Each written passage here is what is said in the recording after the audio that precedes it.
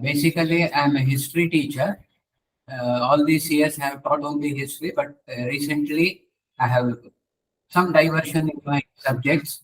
I specialize in area studies and other things which are new to me. Similarly, I am also specializing nowadays in Indian knowledge system.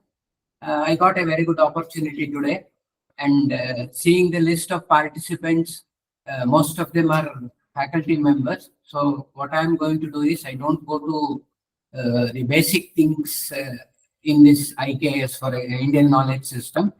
I will try to touch upon the importance as well as the procedure, how this IKS was transmitted to Europe as well as other Asian countries.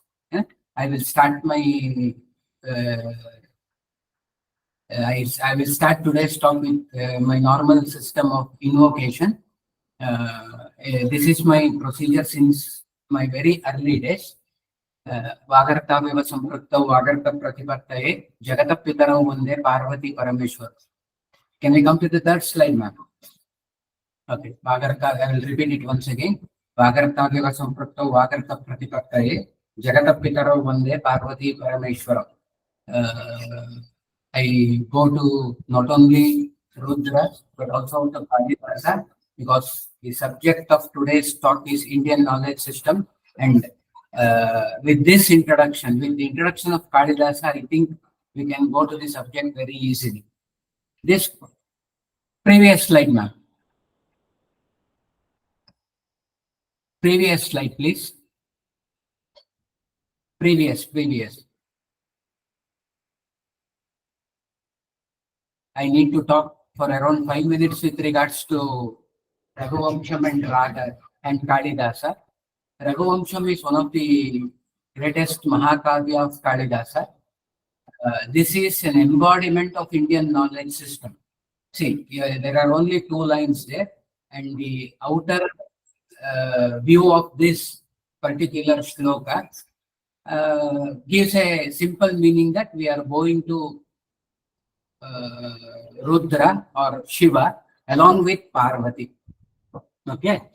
And they have compared the co-joint of Rudra, that is how Rudra and Parvati are together with Vak as well as this one, Artha and Vak. That itself is a part of Indian knowledge system. Vak and Artha means, in other words, though literary meaning says that Vak means talk, Artha means the meaning. Each and every word in Sanskrit has originated because of a particular situation and a particular meaning. That itself is a part of Indian knowledge system. Okay. Now coming on to Raghuvamsham.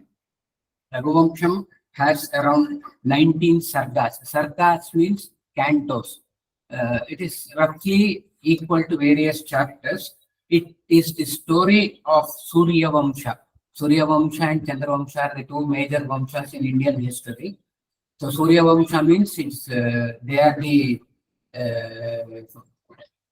forefathers of Lord Sri Ram. Okay, this Mahakavya has around 1564 stanzas. It is divided. I can divide it into 3 equal parts. In first 1 to 10, the brief history of Raghuvamsha is given. And from 10 to 15, cantos number 10 to 15 is the abridged edition of Ramayana, because the first 10 sargas or the first 10 cantos give the earlier history of this Ramavamsha or Raghuvamsha. There we get the reference of various kings like Dilipa, Bhagiratha, Raghu, Aja and Dasharatha. Why this is much important? This is very much important because the growth of mankind in India can be traced in this particular Raghuvamsham. There is a story. I will come to this particular point later on. Raj Vedam, a new Indologist from India, an Indian origin Indologist from America, has put forward a new theory. He says that it is a pedagogy of Indians who put the history or other things in the form of stories. So here also we find one particular story. that is Bhagirath Yatna, that has come to our common awareness also. Bhagirath Yatna, if you put lot of effort in one particular thing, it is usually termed as Bhagirath Yatna. What did Bhagirath do? Bhagirath brought Ganga to earth. Ganga was somewhere in Himalayas. He brought to earth. He brought into earth. What does this particular story represents? See, what we have learned from our previous historians is entirely different. This particular story has an embedded message in it. What is that particular message? Here, we find a word called as tapas. Tapas means he has put a lot of effort, not for one generation, for generations together, they have put effort. For what purpose? They have put effort to bring Ganga or Ganges, river Ganges to earth. Earth here represents the plain of North India. Earth clearly represents the plain of North India. And he brought it to the plains of North India. That is, as a king, he has performed its duty of providing water for agriculture to farmers. That is called as tapas. So that particular story gives us one particular historical evidence which is not told to you as history, but has been told to you in a different style so that it can be remembered and passed on to next generation. Okay. Not only that, when we talk of Indian knowledge system, the first thing that comes to our mind is the geographical knowledge of our ancient Indians. Here also, in this particular Raghuvamsham, before this is the opening sentence. Vagrata Viva is the opening sentence of Raghuvamsham. But when we go through that Raghuvamsham, through all the stanzas, we find references, various geographical references, and I am particularly interested in two. One is Transoxania. Transoxania represents the modern Central Asian countries. Now, if we go and search the maps, we find some countries called as Tajikistan, Kazakhstan, Uzbekistan. All these were the parts of earlier great Indian empire. So, Transoxania is referred in Raghuvamsham. Similarly, there is one more reference called as Cambodge. Cambodge is modern Iran. So it's very clear that our boundary was stretched until Iran. Iran was our immediate neighbor. There was no country called as Afghanistan. Afghanistan was a part of India, and there is Hindu Kush mountains where Hindu kings ruled earlier. So all these were the parts of this. Raghuvamsham is one of the standing proofs of our ancient kingdom. So the first 10 stanzas describe all these things. 10 to 15, as I have already told you, it's an abridged edition of Ramayana. And from 16 to 19, the last 4 cantos describe the successors of Rama, starting from Lava and Kushan. And in all these 19 stanzas, we get a big list of kings. We will remember this point, the list of kings who ruled India, because later on when I come to modern part, where I wish to show you that the ancient Indian historians, not Indians, those who wrote Indian history, particularly Europeans, why did they do that particular mistake and what mistake has been done? We simply and stillly still follow the same mistake. And I have even mentioned the name of some Indologists like Raj Vedam. I will give you some more name of Indologists, and I will also introduce you to their works so that now the counter history is taking place. Okay. Then in one last aspect of this particular sloka, Vagarka Vivasam Prattav, that I had said in the beginning, I will just take 2 minutes to explain that one. As I have told you, the cursory look of this particular shloka shows that we are going to Lord Shiva and Parvati. Vagarta Viva Samprakta, Vagarta Pratipate, Jagatapitaro. Jagatapitaro is the Lord of this universe. Parvati, Parameshwara. Parvati and Parameshwara are the Lord of this universe. They are co-joined They are co-joined like Vak and Artha. Vak means talk, Artha means the meaning. This is the simpler meaning. But when we use Anvaya system in Sanskrit, Anvaya is a system wherein we divide the shloka, but meaning changes when we divide the shloka. Why Anvaya is required in Sanskrit? Anvaya is needed in Sanskrit because this particular shloka is written to one particular meter. If that is called as Chandasu in Sanskrit, a meter has certain rules. For example, Gayatri meter, if I remember properly, has to have 14 letters only in one single sentence. So that can't be avoided.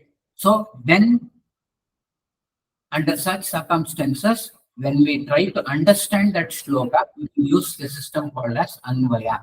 So when we apply Anvaya to this shloka, we will get many number of gods. First one is, as the cursory look states, that it is Vande Parvati Parameshwara. That means we are bowing to Lord Shiva and Parvati. If we use Anvaya, the word Parvati Parameshwara will be divided into Parvatipa Rameshwara. It is divided into two words, Parvatipa Rameshwara. Parvatipa means Lord Shiva along with Parvati is also called as Parvatipa. Rameshwara means Rama means Lakshmi. Rameshwara means Rama with her Isha, that is Vishnu. So in the same word, when we use and when we say the word together, there is only one God. When we use Anvaya, we find two different gods. So Parvatipa Rameshwara. Rama is Lord Lakshmi along with her husband. Parvatipa Rameshwara. Okay. And there is one more word at the beginning of the stanza. Vagartha Viva Pratipattaye. Vagartha Viva. Vak means Vagartha means Vak. Vak means Brahma. It's natural. Artha means Lord of Artha is Saraswati. So Saraswati's husband is Brahma. So naturally Vagartha means we are also we are also describing Brahma as well as Lakshmi. Brahma as well as Saraswati. So in the same this thing, we are bowing to three different gods when we use Anvaya. And the last one, I can even give one more this thing. In one more meaning for this one, Parvati Parameshwara, we have Samprukta. There is a word called as Samprukta. Samprukta is co-joined. How they are together. Samprukta, the second word, Samprukta. They are co-joined. When Lord Shiva is co-joined with Sri Devi, the deity becomes Ardhanarishwara. So we go to Lord Shiva and Parameshwara, Parameshwara and Parvati, number one, Rama and Vishnu, number two, Saraswati and Brahma, number three, all their husband and wife. We are talking of only couples. And fourth one is Ardhanarishwara. Why I gave stress to this thing is, later on, British historians who later on wrote our history, rewrote. They did not write it, it was found actually. It was rewritten by them. When they rewrote our Indian history, what they did is, they did some simple mischiefs. They created rift. If you go through South Indian history, particularly after Vijayanagar Empire, we find this one. They created rift between Shaivas and Vaishnavas. That even today, that strand is found in the society. Sometimes during some festivals, we find that strand, and there will be some difference of opinion between these groups within Hinduism. So, when our ancient people, when our ancestors did not have any issues with various different gods, why should we continue that one? This has been put to us by our rewrote historians who have given us a wrong history. So, I think though it is quite slightly difficult to understand. I think that I have made one particular point in this one. This acts as a very brief introduction to what we are going to learn about Indian knowledge system. This itself, I am touching just one particular point, and in that we have this much deep knowledge. So, madam, please, next slide. We'll go to slide number 4. So now we come, I think we have put a small stage from where we can talk of Indian knowledge system. You can go through that one. It's very easily this one, but I will try to explain it in different words. It's one of the oldest and comprehensive system of knowledge in the world. This IK is what we are talking of. It is one of the oldest and most comprehensive system knowledge of the world. It has roots of more than 1,000 years. It encompasses 1,000 years is just a small word that I'm using. The actual date is more than 1,000 years. And I will refer to one more particular word later on, that is continuous living civilization later on. That can also be applied here. Okay. Now, this is, as I have told you, it's one of the oldest and most comprehensive. It covers wide range of subjects. And I have used the word called as Greater India. It has influenced and passed on through generations of Greater India. Not only India, Greater India includes most of the countries in Southeast Asia.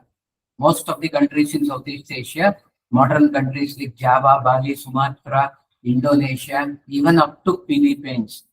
There is one modern Indologist called as Oak, not the previous Oak. I'm talking of Nilesh Oak. He is a new Indologist who is recently working on Ramayana and Mahabharata.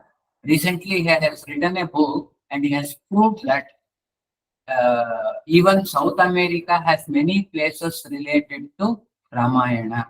When I talk of geography, I may re-refer it once again. Ancient Indians had a very good knowledge of geography, and since he has worked in America and South American countries for many years, it is easy for him to identify many places in North and South America which is connected with our ancient Indian knowledge system. So that is the vastness of our ancient knowledge system.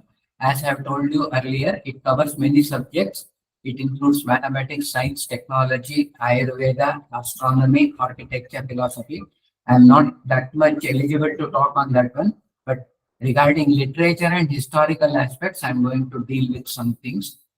And coming on to the third point, it has its own data sets. Why have used this particular word, own corpora data set? Because we are living in a 21st century globalized world.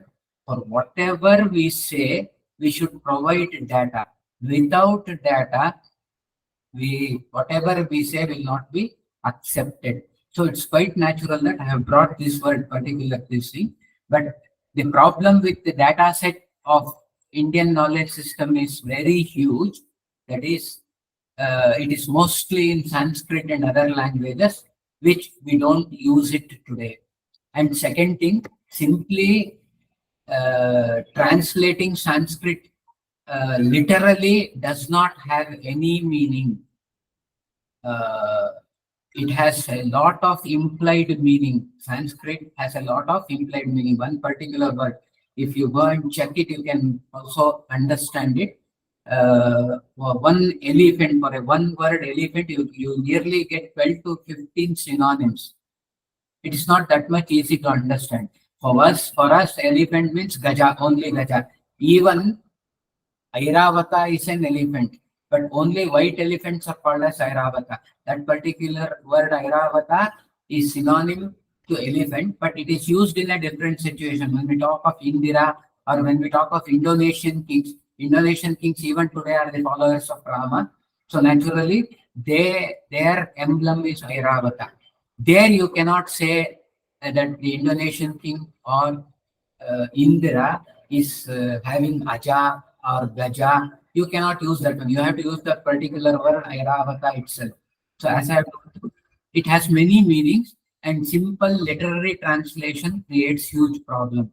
That is why I have used this particular word called as data sets. And we have lot of data. Only thing is it has to be translated in a proper sense.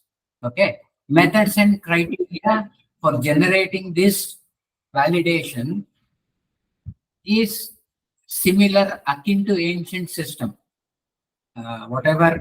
Ancient system is akin to modern system. Whatever is proved in ancient India is very near to our modern system, but only thing is Europeans has to accept it, which they are not ready. Okay. Last one is IKS is known for its holistic approach. It is not only holistic, it is interdisciplinary. I have given you many subjects over there: mathematics, science, technology, Ayurveda, astronomy. Astronomy is interrelated with astrology. Architecture is interrelated with social customs, because architecture, we speak of temple architecture, it is nothing but society. So it is interrelated with social customs. And everything is interrelated with Indian philosophy. And literature always speaks of all these things. So all things are interrelated and interconnected, and it's very difficult to separate it and study, and hence an holistic approach is needed. As I have even mentioned the word interconnectedness. And I want to stress the last word: well-being of individual and society as a whole. This is very much important. I'm not that much qualified to talk on Vedas, but I'm a practitioner regularly. And based on that one, I can tell you only one thing is all the Vedic mantras only speak of Samashti Prajna. Samashti Prajna means inclusiveness. Whatever mantra we recite daily, because only when we understand and we recite Vedic mantras, it will be useful. That which I'm trying to do it. And when I do it, whatever we do, whatever I do particularly, we means those who follow it, it is inclusiveness, Samashti Prajna. See, we invoke Lord Lakshmi every day. When we invoke Lord Lakshmi through Sri Suktam, we never say that you give us lot of money. We never say that one. Shriyam Vasaya Me Kule. Let Lakshmi live in my Kula. Kula means my society. Earlier it was called as Kula. Nowadays it's a modern society. And what does this principle say? It is nothing but modern globalization. Nothing but more than modern globalization. When my Kula is in a good shape, definitely I will be in a good shape. I don't say that Lakshmi should be locked in my treasury. Lakshmi should be locked in my bank account. No, I say that Shriyam Vasaya Me Kule. Let Lakshmi stay in my listing. Similarly, when we talk of well-being of humans in shlokas that daily we recite, we say that Ekapadi, Vipadi, Chatushpadi, one leg, two leg, four leg, everybody let be in a good shape. Because if the society is in a good shape, naturally we will be in a very good shape. Madam, please, next slide. See, I have mentioned in this one some issues with IKS. Why we are learning IKS? You might be knowing, because I just observed when you people were logging in, I find that most of you people are teachers like me. So naturally, you might have been knowing that some states are opposing this NEP.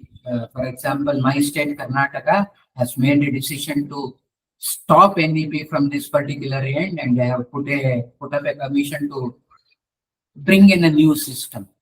So IKS, which was promoted by central government under NEP, will not be taught in our syllabus from next year onwards. So this shows that there are some issues with IKS. That's why I have particularly marked some issues which has been in discussion since last 1.5 years. Okay. Everybody knows that IKS is an integral part of our past. It may be compared to modern scientific disciplines. As I told you earlier, Everything that has been decided in our previous knowledge system has some proof in it. But only thing is Europeans are not ready to accept that particular system. Nowadays, due to modern scientific developments, some things are being accepted, but still it is very slow. And the third issue which I want to discuss is lack of awareness. This is the main thing. I have even mentioned it earlier. The corpus data with regards to Indian knowledge system is in various languages which we don't use, particularly this one, Sanskrit in general. And when we talk of Ayurveda and astronomy, even Tibetan language, yeah, a lot of Indian ancient books. We know that Nalanda University was burnt away, but lot of books have been carried by Tibet Buddhists and has been preserved in Tibet. I don't remember the name of North Indians will be knowing this one. I don't. Rahul Sankratayana, yes, I remember. Rahul Sankratayana. He has a particular record.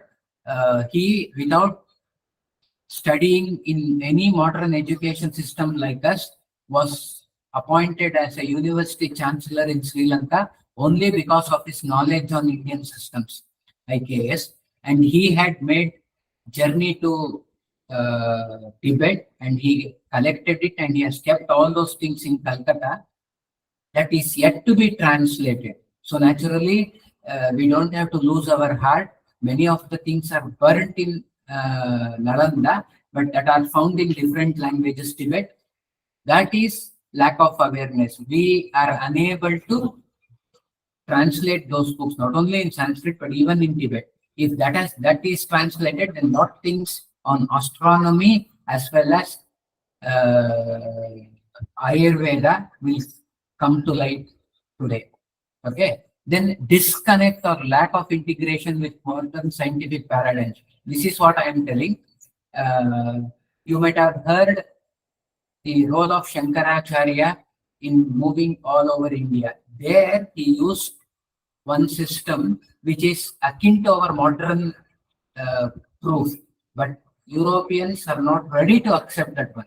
He went to their place, had a discussion with them, they had a judge with them, they have a system, and accordingly results are announced.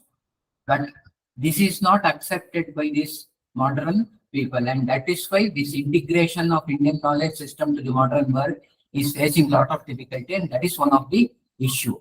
And always we are overshadowed by Western thought. This is quite natural because we study under Western system, and naturally we will be overshadowed by Western thought, and there is nothing new in that one. So what we have to do is we have to encourage a shift in public outlook. When we conduct more programs like this, when we create a lot of awareness like this, then only we can encourage a shift in public outlook. Similarly, we have to encourage the use of time-tested knowledge. This is quite difficult because first we have to practice it. Only when we practice, we can ask our followers or maybe our family members or maybe our students to follow that time-tested knowledge.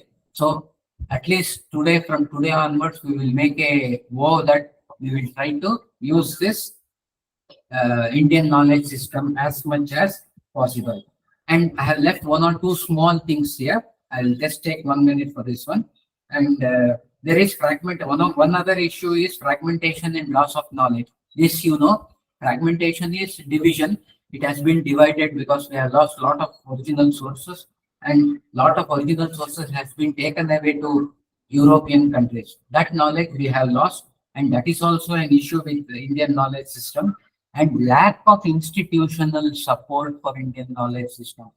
From last 1, 2, or 3 years, we find some support from central government, but definitely there is opposition in the state level, and naturally when we don't get lot of support, if you remember during 90s and 80s, lot of support were given to women empowerment, and so a huge corpus of literature was developed in women's studies. Such support is even needed for IKS. It has begun actually, but that corpus has to come out. It has to come out. So if this encouragement through institutional support continues, naturally, from 5 years from now onwards, or maybe 10 years from now onwards, we find a lot of corpus on Indian knowledge system. And last one is integration with modern science. This is what we have to try. We, as an educated people, we have to try. That is one of the issues I had earlier mentioned it here. Disconnect or lack of integration. What we have to do is, that is also an issue. We have to try and connect this Indian knowledge system with modern science. Okay, ma'am. Next. See, these are the topic. I'll just take 2 minutes for this one. Everybody can read from their own systems.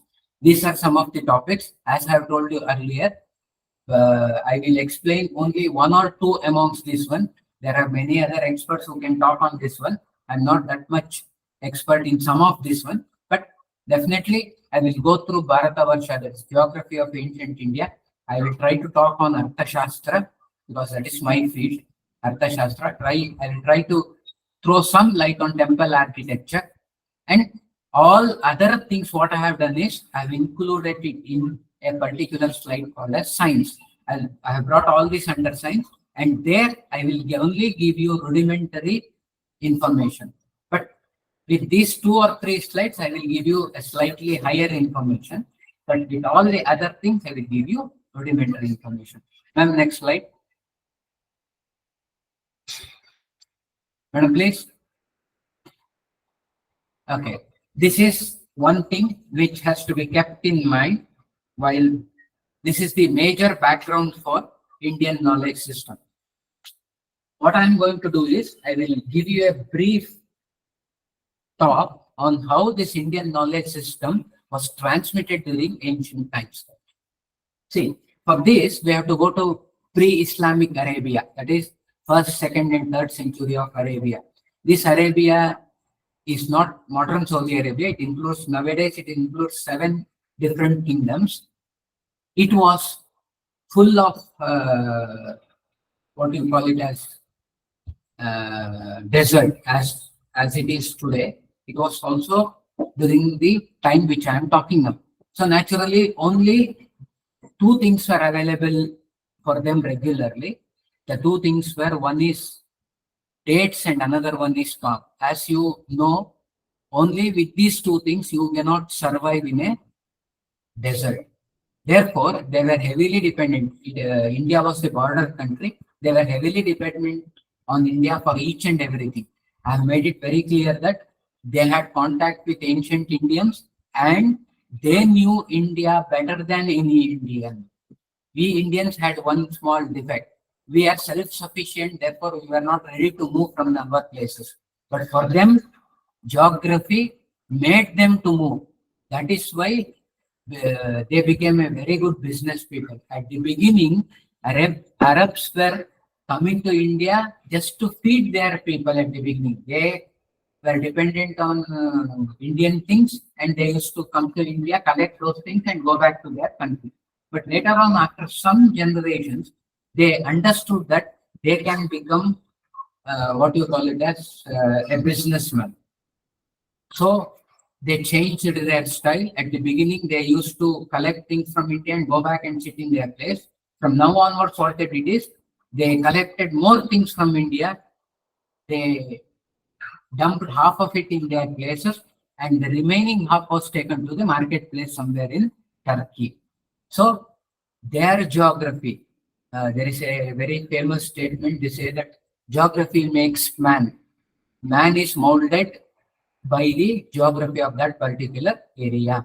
So these people became a very good businessmen, and they came to India, collected a lot of things, and they started selling it for Europeans.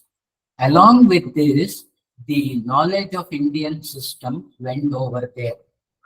But they did one mistake in this particular transformation. When they transferred the knowledge, they never revealed that it was from India. They said that it was their own. Even Europeans believed this even in 20th century. But recently, lot of scientific experiments have been taken place. For example, when we talk of mathematics, zero is the contribution of Indians, and we know nowadays because of our social media. But Europeans were never ready to accept. Later on, just some 2 to 3 years ago, a proof was given to them where, in one inscription from somewhere in Himachal Pradesh, if I remember properly, zero has been written, and now they are ready to accept. Europeans are ready to accept that zero is the contribution of Indians, and now Arabs are termed as carriers of our knowledge. So this is what we wanted earlier, but it took nearly 400 to 500 years to prove this one. That's why I talked of issues in IKS. So at the during medieval period, this Indian knowledge system was carried by Arabs to Europe. Europeans learned this one without knowing that it is an Indian system. And later on, in the second stage, okay, madam, next slide. Later on, in the second stage, what happened is Europeans came to India during medieval period. Why this particular thing has been stressed by me?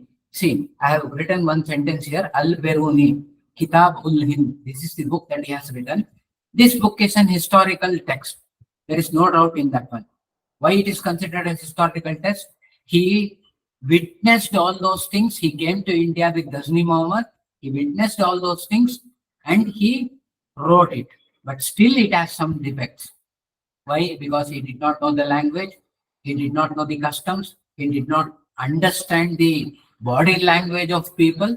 But he did not write it when he was in India. He went back and he wrote it. He might have maintained a diary here, but the final draft was constructed when he went back to Ghazni. So, keeping all these defects in mind, definitely when we use the data which is found in Al-Biruni's Kitabul Hind, we have to be cautious. I don't say that it cannot be used, but it has to be taken with a pinch of salt. Everything what he has written may not be true because he cannot understand. It's a cultural shock for him, naturally. So naturally, I don't say that everything is true. But now we can understand those things with modern statistical and other methods, and we can come to a conclusion nowadays. Okay. Now what I am saying is, in that book, he has criticized Indians for deficiency in curiosity about history and religion. He came to India along with the invader. He enquired a lot of people, and he says that when I ask something to Indians, they start storytelling. He did not know that Indians kept history in those stories. That is the defect. That has been put by European historians in our textbooks, and we are reading the same thing since many years. As I have told you, I have mentioned the name of Raj Vedam. He is not an ordinary person. He is a very brilliant engineer, and he has left everything and he has now become an Indologist. Now he has propagating this particular theory that it is a paradigm. Storytelling is a paradigm of teaching history. He has proved it. He has written many books and he is now working in a university called as Hindu University in America. So naturally, he knows the scientific method and we cannot refute his claims. That is why I have put this one, and to make you understand the problems, I gave how the knowledge was transmitted to Arabs. Okay, now how it was transmitted to Europeans, some part of it was provided to Europeans. Later on, during 18th century, when Europeans personally came to India, now they collected a lot of information here. I have just mentioned one name, Sir William Jones. He was the one who became the first judge of Supreme Court at Calcutta. And he was well educated. He came to India. He learned Sanskrit. I don't have any objection. He learned Sanskrit and he translated Abhignana Shakuntalam. The whole Europe became mad when they read Abhignana Shakuntalam. I will tell you one, I will not go to the details. I will tell you only one thing. There is no synonym for Abhignana in English even today. What is Abhignana? Abhignana is reclaiming the lost knowledge. Abhignana, the word Abhignana, which is the title for the drama Abhignana Shakuntalam. You know the plot, you know the story very well. Abhignana is reclaiming the knowledge. He had that knowledge, she had that knowledge, sorry, the king had that knowledge, Dushyanta had that knowledge earlier, but he lost it due to something and he could reclaim it later on. That one word, they could not translate it properly. And even today, they cannot translate it because they don't have that particular. Similarly, I can give you one more word, Daridra. There is no English synonym to Daridra. We equate Daridra with many other things, no money, no this thing, other things, but that is not Daridra. Daridra is entirely different in Sanskrit. So the Asiatic Society definitely did some good things, which was established by Sir William Jones, but naturally, half-baked knowledge went to Europe. Okay. Then what happened? There was a technical issue in Europe. I have written it later on. Europe was under constitutional monarchy, and every 20 years they were supposed to take permission in their parliament, because it was not the ultimate thing. Parliament was the ultimate thing. They were supposed to take permission to continue their trade in India.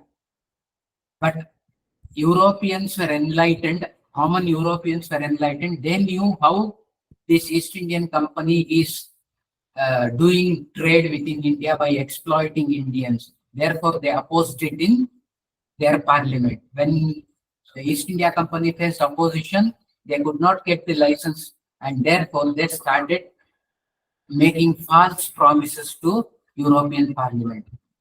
To substantiate these false promises, they started writing false textbooks. That is the idea behind that one. They wanted to show some proof. That is why they brought all these things. There is caste difference, there is that thing, there is this thing. Indians are not good, they are useless.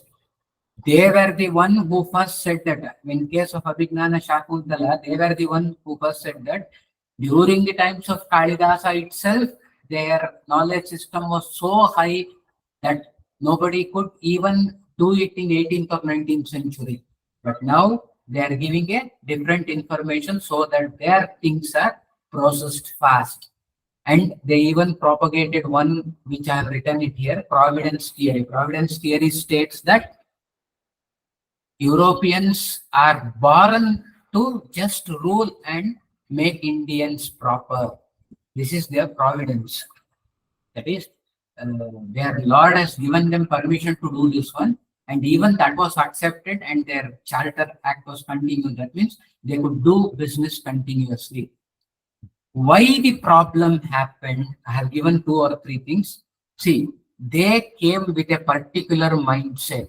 They had problems with Indian chronology. I have told you, I will come to the last sentence. If you read this one, you can understand the emergence of Indian Indologists. These people, Rajvedam, Nilesh Oak, Rajiv Malhotra, they are proving that Indian chronology is given by these European historians is utterly wrong.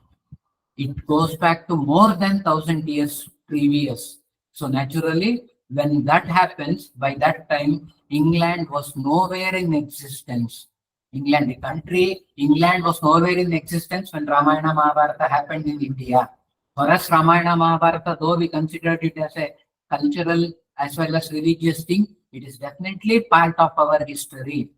It is our history. You need not worry about that one. So when Ramayana and Mahabharata took place, this country itself was not in existence. How now they can rule during 18th and 19th century was the issue in Europe. So naturally, when these things happened, they started creating false textbooks and false notion with regards to India. And their religious belief also did not allow them to put Hinduism in a more proper way and in a upper stage. Again, the racial superiority. This racial superiority, which began in 18th century, was even found until 21st century. Only due to modern rules and regulations, though they still feel that Europeans are racially superior, they don't speak it openly nowadays.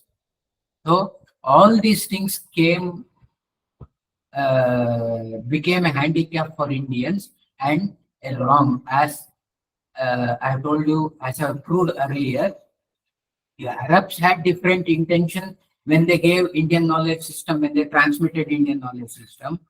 Similarly, when Indian knowledge system was transmitted by these people, Europeans into Europe, they had different issues. The sufferers in both the cases were Indians, and that is why we are also suffering now, because the same thing has been percolated to us now. Madam, next slide. So this is some information regarding the geography of India. Ancient Indians had a very good knowledge of our geography. The first sentence which I have written is taken from Vishnu Purana. Vishnu Purana is a very old text, roughly around 7,000 years ago. It gives us the geography. You can read it it is a very easy thing. If we have a snowy mountain in the north of India, in the south we have this thing, sea, and the land is called as Bharata, and the descendants are Bharatiya. See, this much clear knowledge we have, but they are not ready to accept. That's why I have selected a stanza from very ancient text. Okay, and we refer it as Jambu Dvip. Jambu Dvip. Jambu, is one particular fruit. I will not talk of it. I will talk of Dvip. Dvip has a different meaning. A peninsula is also called as Dvip. Usually what we are taught is Dvip means it's an island. But if it is covered by water on three sides, a peninsula like that is also Dvip. And Indians had this knowledge, and that's why we refer to ourselves as Jambu Dvip in our ancient texts. And this is what I was earlier mentioning, home of earlier civilization and the same continued civilization. Nowhere in the world, there are very rare examples. You go to Egypt, you go to China, we have civilization today, but it is not connected with the ancient civilization. But that is not the case in India. We are still connected with the ancient civilization. You check the recent archaeological evidences that has been seen in Rakhigar. Rakhigar is somewhere in Uttar Pradesh, and one near Madurai in Tamil Nadu. The same continuous procedures and the same continuous things we are using. That's why I particularly use this word called as continuity of the same civilization. And Surya Siddhanta is a very famous book. Scholars among Europeans accept Surya Siddhanta as a very famous book, but we common Indians do not have the knowledge, and even common Europeans don't have this one. There the word Bhugol is found for the first time. Bhugol means round. Goal means round. Our word is round. So when the whole universe is talking of a different shape to Earth, we were talking that Earth was round. And this is a recent information.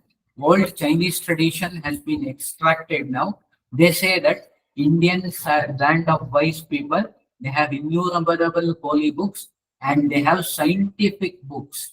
Why these things has happened? This is the inference not given by me. This inference is given by Chinese themselves, not today.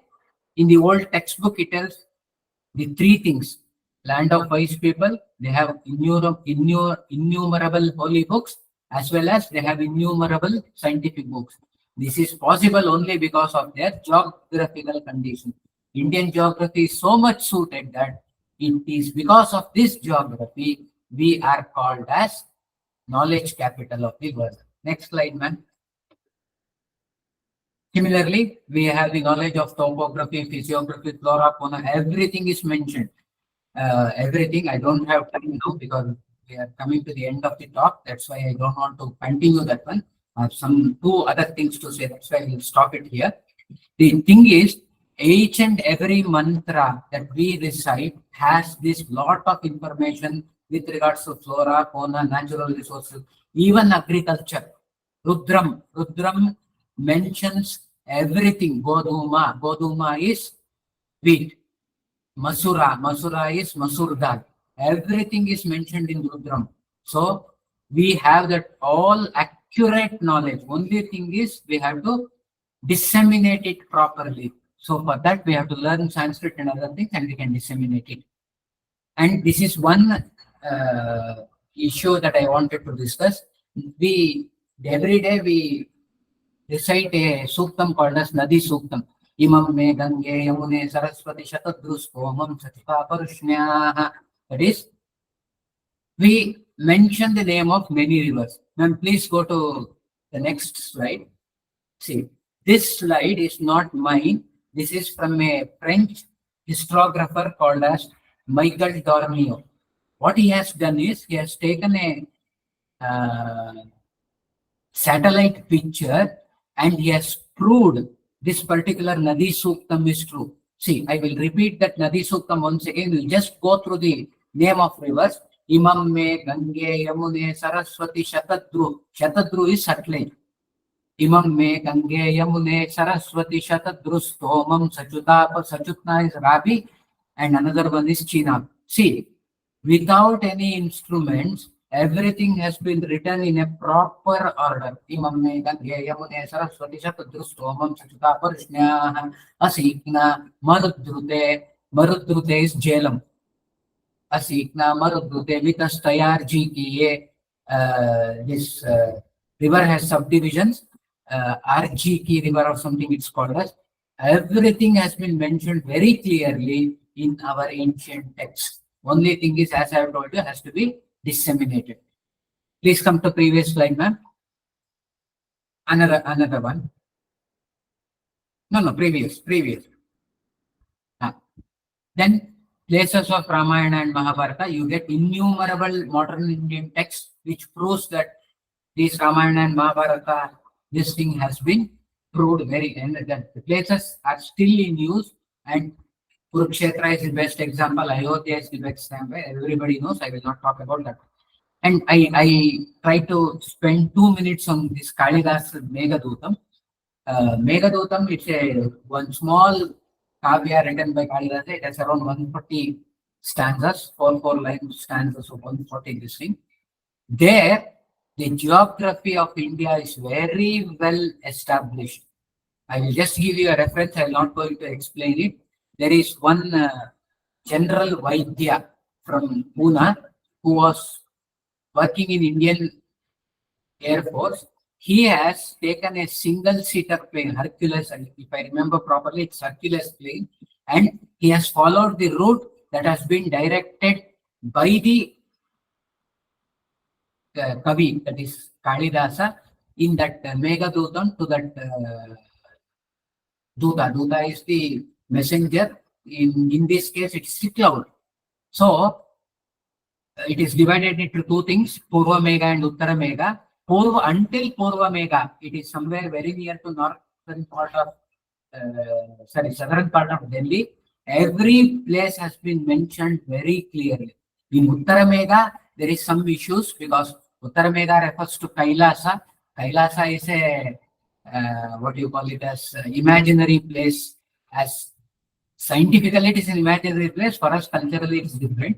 So, I can't talk on that Uttara Megha, but in Purva Megha, the distance, the place, the geography, topography, the flora, the fauna, everything has been mentioned by Kalidasa very clearly. So, Meghadutam stands as an example of our ancient geographical knowledge. Next slide, ma'am. Please, next slide. Okay, Arthashastra. Arthashastra is a text written by Chanakya or Vishnugupta. It was not available actually, but it was found by one particular curator called as Shama Shastri. He was from a very small village in Karnataka. He worked in Oriental Library. Oriental Library is in Mysore. It is established by the Yadava kings who rule Mysore even today. That is, they are the traditional rulers over there.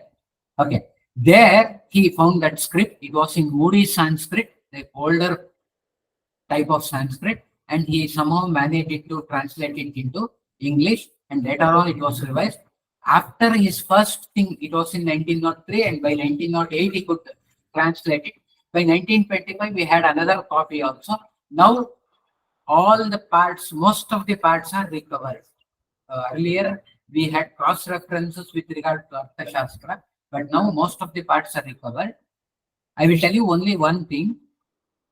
It is compulsory for MBA and other business people to study Arthashastra as well as our this thing, Gita, in foreign university, but we are not interested in that one. I just recommend you because I have gone through the English translation. For me, reading in Sanskrit is not difficult, but it will be time consuming. I have gone through the English translation. Whatever I have written in this one is based on my own experience, and to some extent I'm lucky because I could meet the family members of this Shama Shastri who are still present in Hassan and Shimoga. There are two small cities. They are still present there, and I could gain some information with regards to this effort. So what I am saying is Arthashastra is relevant even today, not only for us, for Europeans also in this globalized world, but we are neglecting it. Next slide. Okay, astronomy, since I have no time, I will not go through it in detail. You know the work of Aryabhata, Aryabhatiyam. It covers many number of things. And the important thing here is, I will just mention three things. He propagates. Zero was not found by him. It was already in use by the time Aryabhata was here. So he propagated the use of zero. And without zero, you can understand the modern world. Romans had their own system, but you know how difficult it is to express a number, and you can understand the contribution of zero. Similarly, uh, Chandrashastra, written by Pingala, also promoted zero, and the value of value of pi is 3.2 something, and you know Pythagoras theorem proves that one only. And even if we Google today, even if we go through any textbook, Pythagoras is the founder of this theorem and the value of pi. But the irony of the fact that Pythagoras was taught by Hindu teachers, that nobody knows. That is the importance of IKS, and we have to understand these things properly. And similarly, heliocentrism. This everybody knows. Everybody was thinking sun was the center, and by the time Galileo came in 14th century, they could understand that it was geocentrism. But we had proved it 1,000 years earlier itself that Earth rotates around sun. You know all those things, so I'm not talking of that one. Formula for area of a triangle, circle, algebra, trigonometry, everything. And I try to take 1 minute on this Hindu almanac. Those who use this can understand this one. Time specification in Hindu almanac is very perfect. The Gregorian calendar was revised many times in many centuries, but Hindu almanac was only revised once or twice. That is quite natural. And we have different systems. I was in Kashi for many years, and there I have seen many different almanacs at the same time. And I am basically being a South Indian. We follow a different almanac, and the same day in Kashi, another almanac is followed. But there is no much difference between those two almanacs. See how we have integrated various different things, but that could not be done by Europeans, though they are having only one system, and still they have a lot of problem. They add one particular day in February, you know, even in spite of that, once in 5 years, everything will be clear. So, without any modern help of modern instruments, our ancient sages have devised all these things very easily. Next slide. Ayurveda. In fact, I wanted to talk about this one, but I'm now, since the time is not sufficient, I will leave it. But I have written it very clearly, and I have not copied it from anywhere. This is what I have experienced. That's why I took a lot of time in preparing this one. I just request you, all the participants, to go through this one. Next. Temple architecture. I will take just 2 minutes for this one because this is my subject. Shilpa Shastra. Shilpa Shastra, Agama Shastra, and Stapati. Stapati is an architect, one who uh, gets a degree in this one who is expert in this one. But the irony is, no Indian university will give a Stapati degree, architect degree for ancient temple architecture in India. I met a lady who is a Stapati in Madras, but she has taken that degree from a Western university. That is the problem with us. Okay, we leave that one. Why I am talking of temple architecture is, this Shilpa Shastra and Agama Shastra deals with technical knowledge, measurement, framework, everything to its perfectness.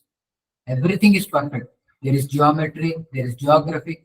People in Tamil Nadu can relate this one very well because it's a land of temples. Other people may find it difficult to do this one, but they can do it.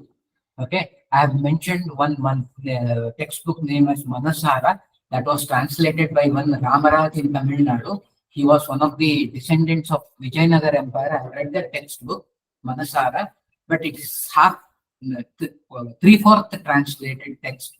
But it created a lot of curiosity in among Europeans with regards to temple architecture. Then only temple architecture became a subject in India. Okay, so I have given the history of temple architecture. Earlier, it was done in wood and brick. Later on, rocket temples were made use of because durability factor came into account. Then we even find sun-dried bricks recently in Haryana. Okay. Then cave temples, rocket temples, even that is found in Mahabalipuram and other places. And Kailasanatha temple, most of you people know that one. I will just tell you one small story, two-line story with regards to this one. It was built by Rashtrakuta King Krishna. He fell ill, so one of his wives took a vow stating that she would complete a temple of Lord Shiva and then only she will have her food. So after he became well, it was thought of, they thought of constructing a temple. But how could you finish a rock cut temple within 1 day? But even then, announcement was done. Nobody accepted the challenge. Later on, one architect came and he said that he would complete it within a single day. That is how Kailasnatha temple came into existence. This is a story that has been given to us. What is the idea embedded in that particular story? The idea embedded in that particular story is the temple, the construction of the temple began from the topper part of the, so when you start the topper part, it is presumed that you have completed. That is called as Vimana of a temple. The end of the Gopuram of a temple is called as Vimana. When Vimana is constructed, we say that the temple is over.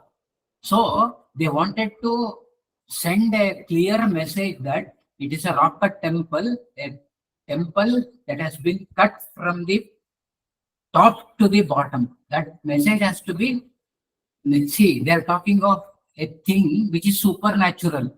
They are not boasting of themselves.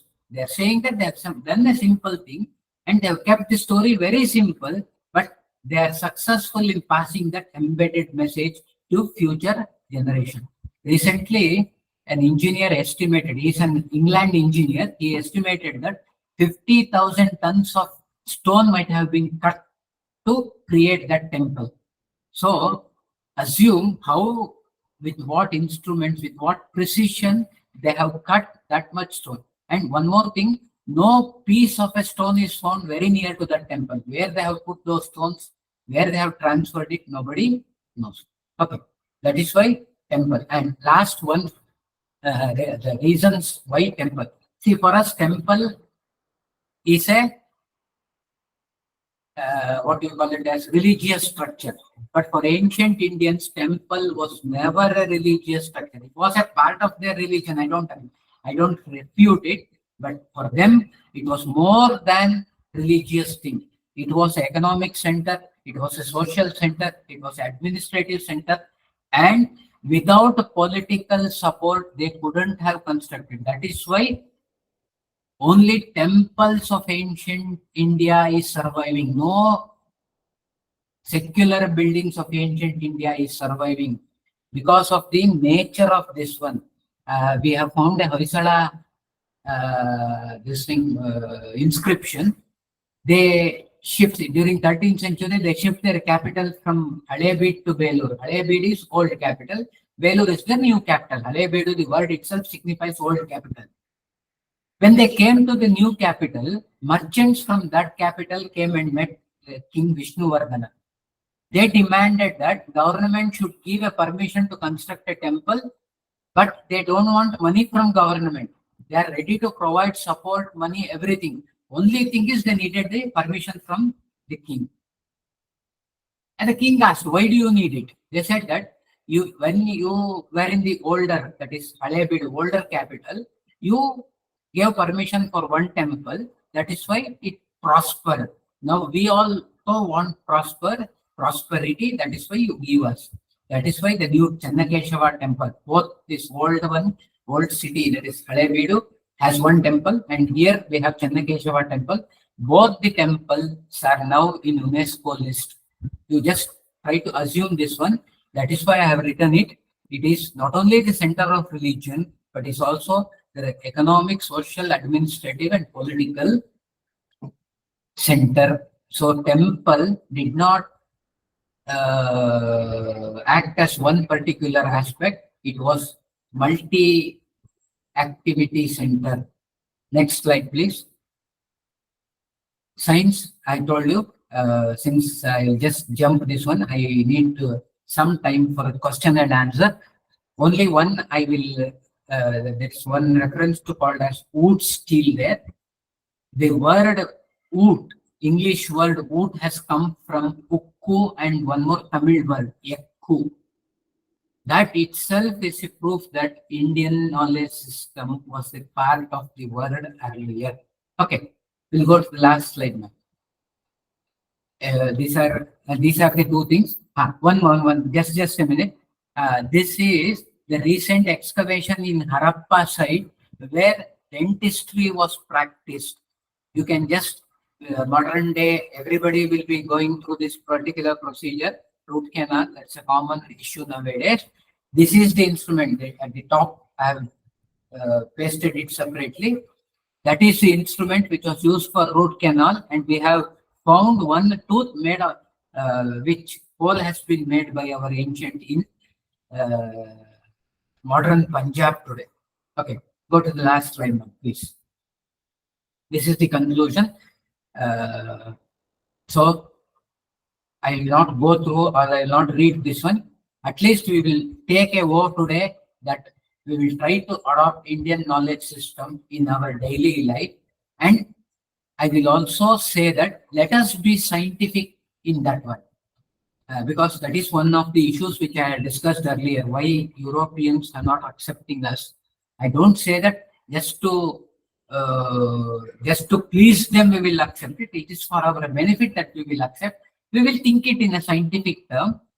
We have a lot of accessibility today, and naturally I think we can analyze it and we will accept it and we will try to promote it. Thank you. Thank you for the opportunity given. Now the session is open for question and answer. I will try to answer the